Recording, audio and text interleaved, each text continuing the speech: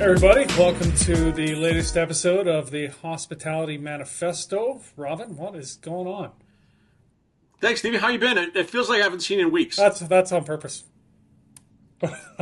Perfect. Avoiding me. Excellent plan. I'm excited to introduce you to our guest this week.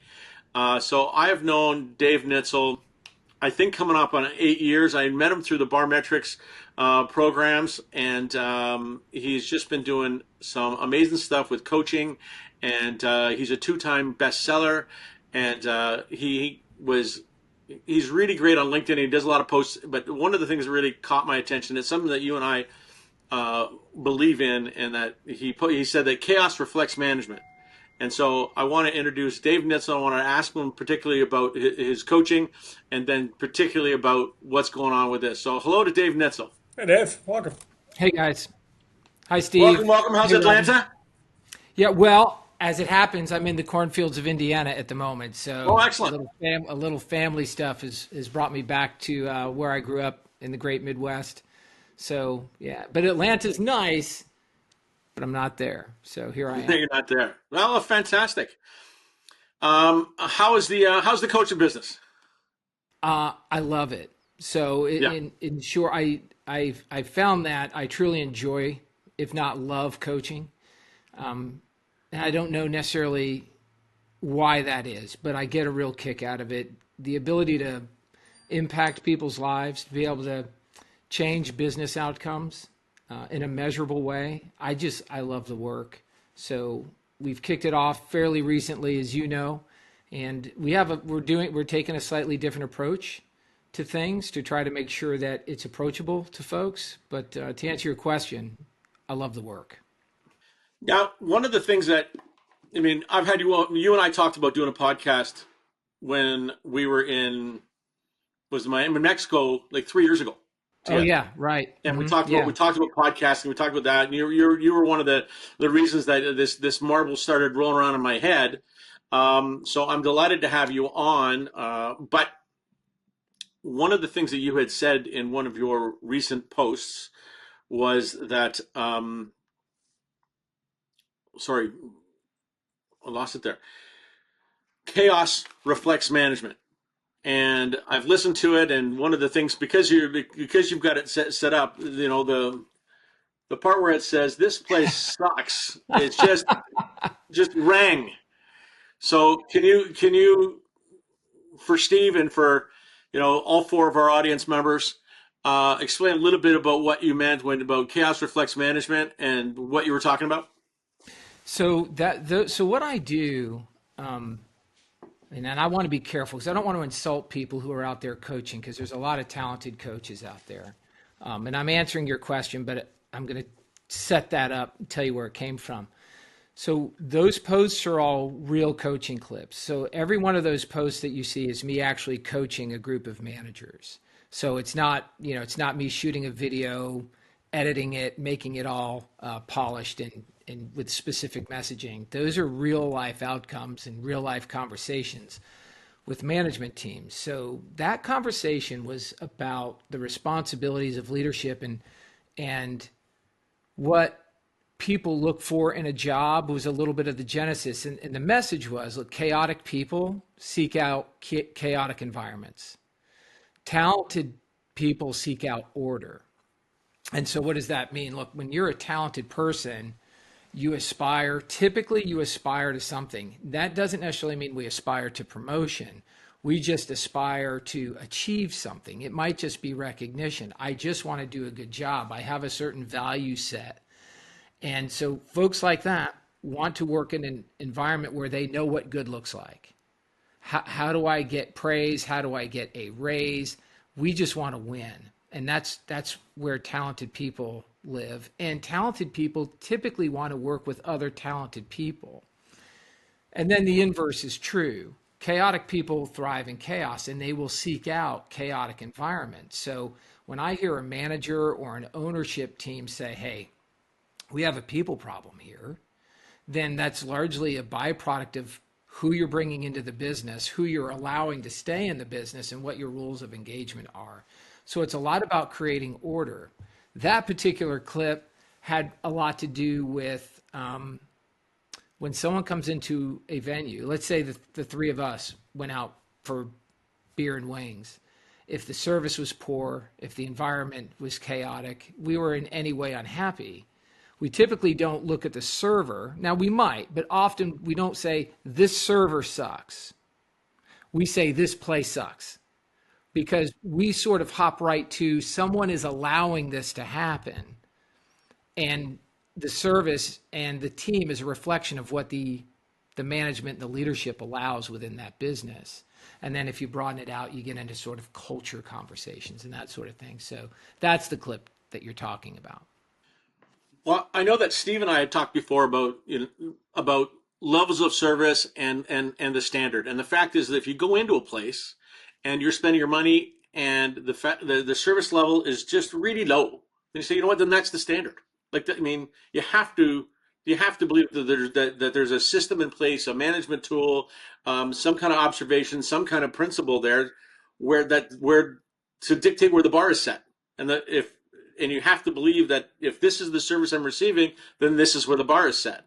And is that bar equal in the kitchen, in the dish guy? Like, is everyone just allowed to do half-assed if that's kind of service you got? Is it easy to just make those assumptions and then go, well, this place sucks, and maybe it's just one bad day, or maybe the manager's not involved with this one waiter, but still, then that's what you're walking away with. So, and then Dave, you mentioned culture, and I think you talk about culture rot in hospitality. So, assuming we've got some owners listening, if owners are listening, how do they recognize culture rot, and what does that look like?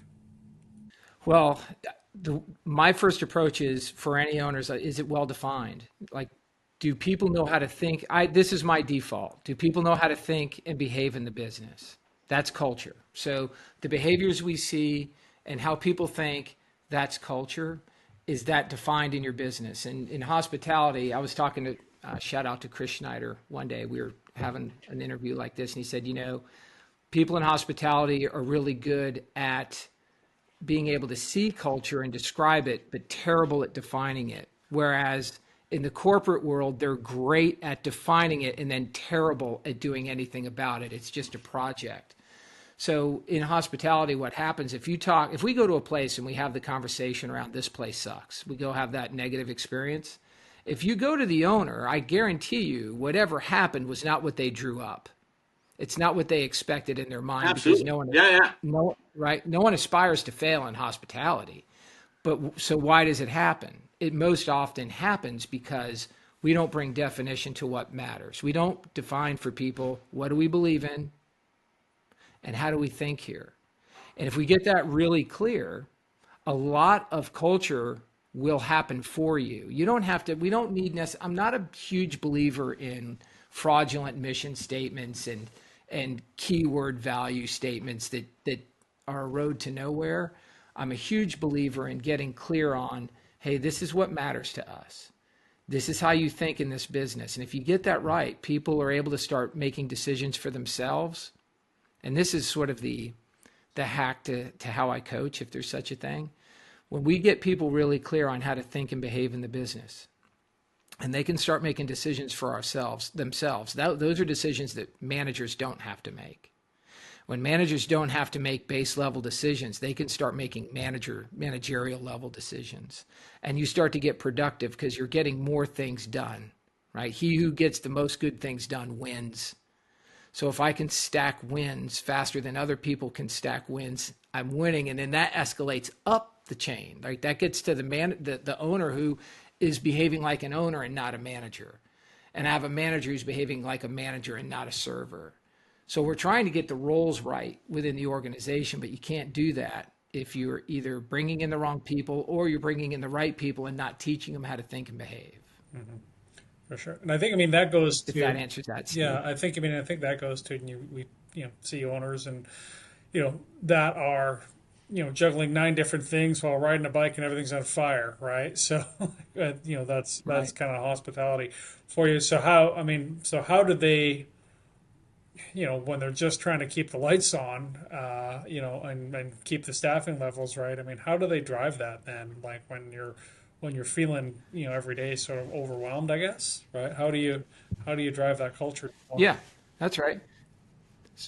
So you can't you have to stop the chaos, and you can't stop the chaos without investing in people, which is the coaching and the management. So if you want to stop the chaos, you have to look at why is this happening. It's the 5 whys exercise, but I don't even need to go that far. It's just, hey, how much does let's say we're a small place. We own a small wings joint and things are crazy for us. And so, well, why is this getting to me? Why is this happening? And we're going to get to the manager and say, why is this getting to me? And they're going to say, well, I don't have this, I don't have that, I don't have the other. I need this, I need that, I need the other. Whatever those things are. Are those things that manager is empowered to handle? And we want the answer to be yes. So there's a level of empowerment that has to happen within the management ranks that says, look, I hired you to be a manager. Go be the manager. And by the way, it's got to be okay for that person to make some mistakes along the way too.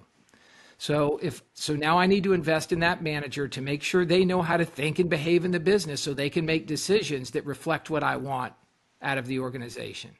I have to give away an element of control. Have to do it. I also have to educate people on how to make those decisions. That's my job. So in our coaching program, for example, this is one of my favorite things to coach. I'm letting the cat out of the bag on a webinar that we're going to be doing soon. But if I said to you, fill in the blank, like the old was it Match Game that did fill in the blank? The primary function of a leader is to be blank. If we say the primary function of a leader in any organization is to be blank, what is that one word answer? You have an initial thought? I'm going to say reliable. That's a good answer. Robin? Provider, right? That's A good solution too. provider is where I'm going, right? Those are good. Those are both really good answers. Those answers, to me, lie underneath the answer that we coach, which is replaceable. We want to have replaceable leaders. If you as a leader are not replaceable, you're not doing much of a job leading anyone. The people in your charge need to be able to live without you. Think about the military. If someone goes down and the army falls apart, we're in big trouble. Everyone needs to be able to lift up. So we want to lift people up. We don't want to stand on the heads of people and hold them down. Poor leaders stand on the heads of people and hold them down. Great leaders lift everybody up with them. So in order for me to lift people up, I have to make sure people know how to think and behave. They have to have the answers to the quiz, and I have to be able to let others live and die by those decisions and grow from them, no matter if we are in charge of the U.S. military or if we're in charge of a wings joint. Those same rules all apply. So I would say, then that goes to, I think, and you emphasize this in your programs, where it's coaching over managing that, right? So how does, and I've worked for lots of owners that were, micromanagers, right? So how do you reprogram an owner then? To get them to have that different mindset. Like, what's this? You have to start with, do you like where you are in life? So when we're coaching people, it doesn't matter who I'm coaching, where do you want to be? Why are you here? Where would you like to be? How are you in your current circumstance? Once we understand where someone wants to go, it's my job as a coach to help them get there.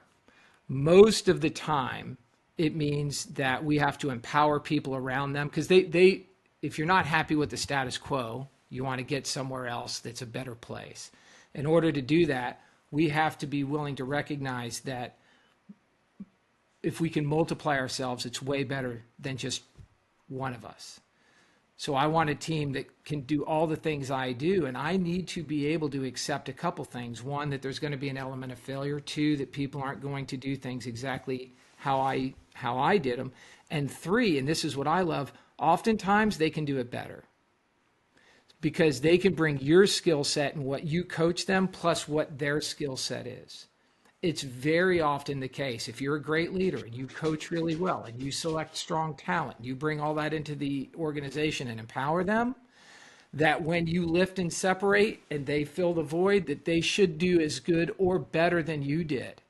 And especially in a small business, you probably have an entrepreneurial mindset, which means you're out there, you're ideating all the time and you're thinking about it's not necessarily a skill set based that's built for the grind of the day-to-day managing of tasks and things and doing, that tends to be a little tedious for the typical entrepreneur, but not exclusively. And I'm not saying that that has to be the rule. But what does have to be the case is that we're really good at coaching, teaching, training, and holding people accountable to our vision and way of doing things. And if we do that, we can lift and separate. And that in that place, we're replaceable. No, couldn't agree more. Like, yeah, that's one in my current world. That's what I try and do with our team is, basically train your replacement, right? Yeah, Look, step in. It's not me being wildly creative. That's been a pretty steadfast rule, but I don't know that that's the rule that we live by. That I don't see a lot of people living by that rule in this industry. I see a lot of people hoard responsibility, and they're either doing that because it's a matter of making them feel more secure in their value, or it's them not trusting the people that they've brought on board. Like, why'd you hire me if you don't trust me to do the job? So they're either hoarding responsibility, or they're nervous about giving it away because they don't trust the folks that they think are going to be responsible. Well, to your point, you bring somebody on and they come with a certain skill set, but it's one of those things that, well, I need them to learn how to manage here. Like, I know you were great at your last job, great, but you're here now, and maybe I want different things than your last boss did. But when you talk about, give them trust, give them training, give them tools, you have to train them. Like, you have to be really, really clear about what you want and what you're looking for and where they should be thinking. I had a conversation earlier today with a manager, and we were talking, and said, what's your first instinct when you see a lineup at the host stand? She says, well, get over there and help. And I'm like, no. Why? Your first instinct should be, are their servers ready? Is there, if you do complimentary bread on the table, is there bread in the oven? Like, are they ready to go? Let the hostess can do their job. You shouldn't need to help them. What's more, if you start helping to seat, now you're seating twice as fast. The rush comes in twice as fast. Don't do that. Let them do their thing. Where you should be is pushing servers out of the side stations and making sure that, okay, she's seating. Let's get out there. Are you ready to go? So you got to still stick to the next step. But I know when I was running the big dining room, my thought was, is there bread in the oven? Because that's the first thing. The server's going to go to the table. They're going to do that, and they're going to go to the oven and say, well, nobody put bread in. And so now they're if they're going to get 5 seats, they're going to get 5 tables. The first one's already behind.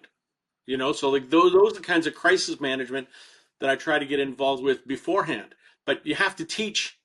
Like, I've been running that restaurant for 14 years. You get a new guy and say, no, like, this is where you solve problems. And as a manager, I always felt that your job is to feed the machine, not work the machine. The machine is supposed to be working. What you're supposed to do is go and apply the grease in certain areas and just make sure that, okay, this is the part that comes next. Are we ready? And then train the people to do that, so that way you can avoid the crisis and the chaos, but you have to train it so that way, the next time, like, I wouldn't just be the guy that puts the first guy to put bread in every time. If I had to do that, the first thing I would do is grab a waiter and say, look, the host stand is starting to fill up. Please go put tray bread in. So that way that's happening, and this is ongoing training, and it's training by opportunity, I know, but I still think that some of that is the best training you're going to get. But you got to teach. You have to be able to, as a manager on the floor, you have to go and teach. I agree with that. You have to teach, you have to train, but I think we can get in a little bit of trouble when, and I agree with that. And Robin, we can get into trouble when all we do is train how to do things and not teach people how to think. So, for example, if I owned a series of places, I would judge your relative value or success as a leader by how it did when you go on vacation. So when you're gone for 7 days, I'm going to know what you're made of. It's not going to be a reflection on the team. And a lot of times the manager or the owner wants to point to the team while they're gone and say the team failed. Or the team let you down, or the team didn't do it the way you would do it. That's a reflection on you, on how the team did while you were gone. How prepared were they? How ready are they? And I also have people, and you guys know this in this industry all the time. I can't take a vacation. Are you kidding me? You can't take a vacation? Or a night off. Or I can't go home after dinner sets. Hey, that's a real problem. So if you're watching any of this and you're thinking to yourself, or you're wondering, is that me? Like if I'm any, like what's the litmus test, Dave, to know whether I'm doing this or not doing this well? A real easy one is, can you take 2 weeks off without a worry? If the answer to that Yep. is absolutely not, you have work to do. If you can't take a night off without a worry, that's a real problem. If you find yourself always getting sucked back into things that aren't at your level of responsibility, that's a problem. If you think everyone around you is the problem, you're the problem. Right? You're not bringing in the right people, or you're bringing them in and you're letting them down. Like a lot of bad things are happening. And the great news is you don't have to stay in that world. Right. You can Well, learn how Steve was, leadership is learnable. and Steve was great at this, right? You know, he was the king of WWSD, right? What would Steve do? So if you're closing, really, we had a taped sign up over the side station or whatever and said WWSD, I just to love remind you. that. Yeah. Just to Yeah, remind you, Steve's like not here today, yeah. but before you go home or before you do your cash, whatever, what would Steve do? What would Steve be telling you right now? Yeah. And if it's go And finish your busing what's or so go get the bar cleaned up before you start, then you know what? Maybe you should do that. You know, because you know better. If Steve was standing right here, this is what he would tell you to do. Why are you standing here? I love that. And Steve, the fact that you would have confidence to do that tells me that you've made the investment.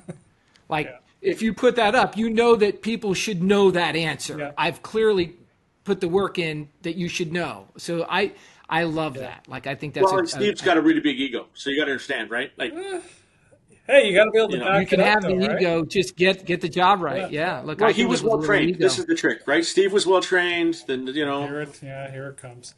Yeah, no, but the team was, yeah. I could take nights off and vacation back in the day. So, Dave, before we run out of time, I wanted to ask you, in your years of the coaching and consulting, do you have a success story for a client that where they were struggling, and they had culture issues, but they were able to turn it around? Is something jump to mind that you can tell us about? My favorite story is I just posted on Facebook. Someone that we've been working with for 18 months that we started on a culture journey together and said, hey, well, actually we started on a personal success story. I said, look, I'm just I have all this success, but I don't necessarily have the life that I want to lead. So we had to do some personal work first, which is around time management and productivity, personal productivity and that sort of thing. So we do group coaching and we do one-on-one. This one happens to be a little bit of both. We have senior leadership in one-on-one and we have managers in group coaching. And anyway, cut to the chase. We started about 18 months ago, and last week they won Best Cocktail Bar in North America, #1 in North America by Food and Wine magazine, which I was over the moon. Awesome. And you just don't get those sort of accolades by accident. They're hard earned. yes, And they put the work in. A lot of people can poo-poo the idea of culture because it's been so bastardized. It's been manipulated over the years with word salads and stuff. But the truth is every business has a culture. Everyone does. It's how we think and behave. So what's your culture? Who's defining it? Is it the one that you want? Who's driving it within your business? And what kind of outcomes is it creating? So if you're not sure what those answers are, if you're not comfortable with them, we know how to help. That's great. Is that place in Atlanta? Because I'll hit it up when I'm down there. It's in New Orleans. New Orleans. Okay. Well, next time. Fair enough. Well, hey, Dave, I really appreciate you being here. We're going to put all your contact information, both for the website and the Barmetrics, and for your books in the comments below, so that way people will be easy to reach out to you. But I really appreciate your style of coaching, and I think that while not just that sometimes it's just brutally honest. Like you get to hear it whether you want to hear it or not. This is the brutal honesty, and it's something I've always admired about you. And I really appreciate you taking the time to be part of our podcast. And I think you're doing a great job with the coaching and everything Barmetrics down there. So congratulations to you and your team. And we look forward to seeing you this fall. Well, thanks for having me, Steve. Thanks for allowing me to be here and sharing the time. And Robin, I appreciate the invite, and I'm thrilled that you guys are doing it. And I hope you keep doing it and keep getting guests on that can help move the industry forward.